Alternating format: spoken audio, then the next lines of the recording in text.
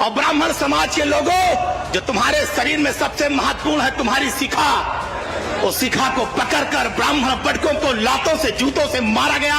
क्या तुम्हारा खून नहीं खौला? इस अपमान का बदला कब लोगे?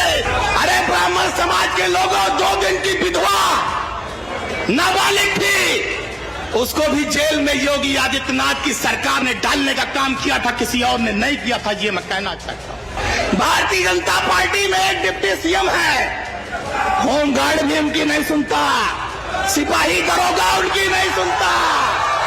दिन भर राम राम राम राम राम राम राम राम राम राम राम राम राम राम राम राम, शाम को चढ़ावा पार चढ़ावा पार चढ़ावा पार चढ़ावा पार चढ़ावा पार चढ़ावा पार, दिन भर किया राम राम और शाम को राम मंदिर से चढ़ावा पार। ऐसे चोरों को भी उत्तर प्रदेश की कुर्सी से हटाने की जिम्मेदारी आपकी है। आज आप यहाँ पर जो हजारों की संख्या में आए हैं, आज इस बात का संकल्प लेकर जाइए कि आने वाले 27 में आप सारे लोग अपनी ताकत और आशीर्वाद देकर, साइकिल पर बटन दबाकर अपने नेता अखिलेश यादव को इस प्रदेश का मुख्यमंत्री बनाने का काम करेंगे। इस बात का संकल्प लेकर जाइए। साथियों, मैं आज कहना चाहता हूं, अध्यक्ष जी ने एक बार नहीं कई बार कहा, हाथा नहीं भाता। आज पंडित हरशंकर तिवारी की भी जयंती है। मैं इस मंच से उनको भी अपनी श्रद्धांजलि और श्रद्धा सुमन अर्पित करता हूं। आप बताइए, 2017 से जब से योगी आदित्यनाथ जी की सरकार बनी, उन्होंने मुख्यमंत्री की कुर्सी संभाली है, चाहे पंडित राम प्रसाद बिस्मिल के मानने वाले लोग जो यहाँ आए हैं, चाहे चंद्रशेखर आजाद जी के मानने वाले लोग हो, चाहे पंडित जनेश्वर मिश्रा, पंडित बृजभूषण तिवारी के मानने वाले लोग हों, बताओ कितने फेक एनकाउंटर तुम्हारे समाज के लोगों के हुए हैं, कितने लोग मारे गए हैं, मुकदमे में जेल भेजे गए हैं। अगर चाहते हो उसका बदला लेना, तो आने वाले 27 में भारतीय जनता पार्टी की सरकार को हटाकर समाजवादी पार्टी की सरकार बनानी होगी। इस बात का संकल्प आप सारे लोगों को लेना होगा। आज हम लोग जनेश्वर मिश्रा जी की जयंती पर यहाँ पर आए हैं। हम बधाई देंगे अपने नेता आदरणीय अखिलेश यादव जी को कि एशिया का सबसे बड़ा पार्क जनेश्वर मिश्रा जी के नाम पर बनाकर आपने जनेश्वर मिश्रा जी के नाम को अमर करने का काम किया। इसके लिए भी हम आपको बधाई और शुभकामना देना चाहते हैं। साथियों, आज मैं आपके बीच में कहना चाहता हूं, भगवान परशुराम की जयंती का अवकाश अगर किसी ने घोषित किया था, तो आदरणीय अखिलेश यादव जी ने, हमारे नेता श्रद्धेय मुलायम सिंह यादव जी ने घोषित किया था। लेकिन जब भारतीय जनता पार्टी की सरकार आई, योगी मुख्यमंत्री बने, इन्होंने हमारे भगवान परशुराम को महापुरुष घोषित किया और छुट्टी के अवकाश को निरस्त करने का काम किया था। आज अब आप हजारों की संख्या में जो आप लोग आए हैं, आपको इस बात का विश्वास दिलाना चाहते हैं, जिस दिन समाजवादी पार्टी की सरकार बनेगी, 27 में मुख्यमंत्री बनेंगे अखिलेश जी, भगवान परशुराम की जयंती का अवकाश दोबारा घोषित किया जाएगा। ये हम आप सारे लोगों को विश्वास दिलाना चाहते हैं। अभी हमारे भाई संतोष पांडे जी बता रहे थे किस तरह से ब्राह्मणों की हत्याएं हुई। घनश्याम तिवारी का इन्होंने जिक्र किया। सोचो, एक डॉक्टर घनश्याम तिवारी ड्रिल की मशीन डालकर उसकी हत्या की गई। अगर सुई चुभ जाए तो कितना खून निकल आता है। सोचो, ड्रिल की मशीन डालकर घनश्याम तिवारी की हत्या की गई। रविकांत त्रिपाठी की महोबा में हत्या की गई। कबीर तिवारी जो भारतीय जनता पार्टी का युवा नेता था, उसकी हत्या की गई। बस्ती में आदर्श उपाध्याय की हत्या की गई। गाजीपुर में सियाराम उपाध्याय की हत्या की गई। और खुशी दुबे की घटना तो आपको याद होगी, 2 दिन की विधवा।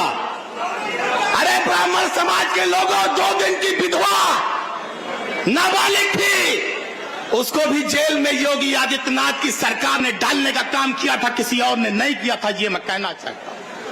और मैं आज आपके बीच में कहना चाहता हूं, अभी खुशी दुबे की मां बीमार थी गंभीर रूप से। उत्तर प्रदेश सरकार और किसी ने उसका ध्यान नहीं दिया। अगर उसका किसी ने इलाज कराने का काम लाखों रुपया खर्च करके किया, तो उस नेता का नाम भी आदरणीय अखिलेश यादव है, दूसरा कोई नहीं है। हम आपके बीच में कहना चाहते हैं। आप सोचिए, ये सरकार ब्राह्मणों का कितना अपमान कर रही है। पूज्य शंकराचार्य को इलाहाबाद में स्नान करने से रोका गया। और ब्राह्मण समाज के लोगों, जो तुम्हारे शरीर में सबसे महत्वपूर्ण है तुम्हारी शिखा, उस शिखा को पकड़कर ब्राह्मण बटकों को लातों से जूतों से मारा गया। क्या तुम्हारा खून नहीं खौला? इस अपमान का बदला कब लोगे कि तुम्हारे समाज के ब्राह्मणों की शिखा पकड़कर उनको मारा गया? ये हम आपसे कहना चाहते।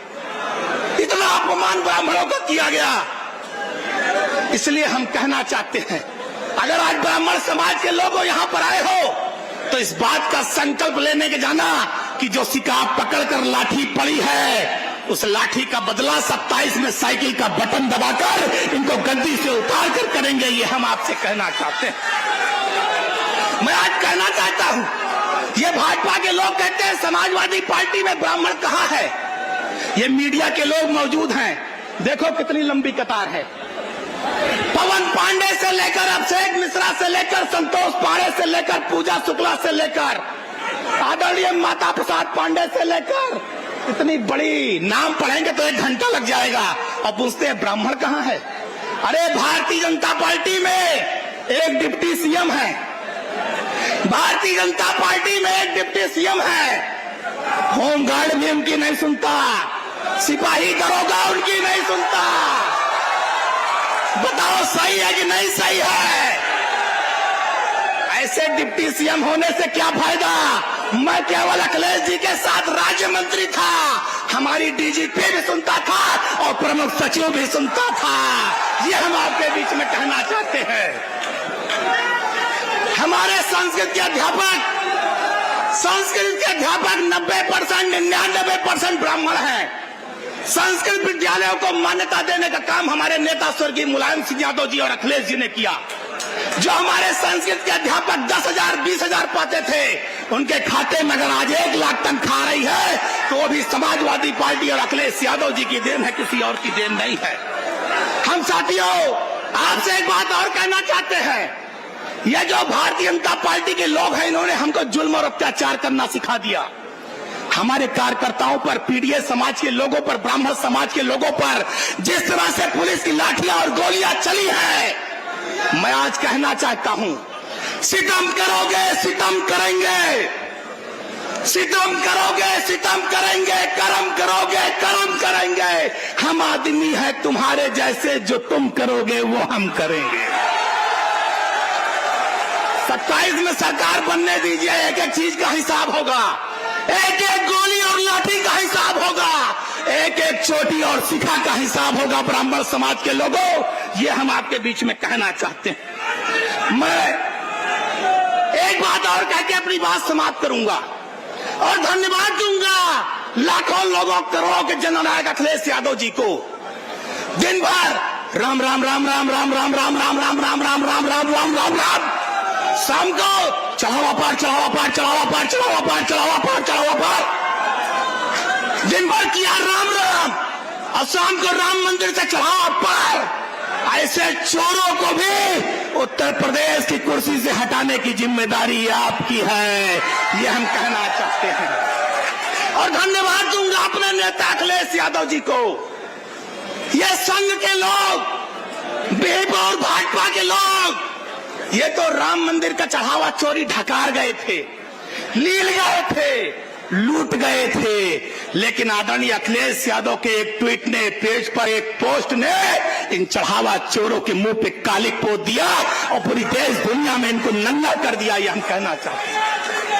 आज सदन में हमारी नेता, आज लोकसभा में हमारी सांसद, आज लोकसभा में हमारी नेता डिम्पल यादव जी दान पात लेकर बैठी हैं, धर्मेंद्र यादव जी बैठे हैं, हमारे सारे सांसद बैठे हैं, विधानसभा में भी माता प्रसाद पांडे जी बैठे थे।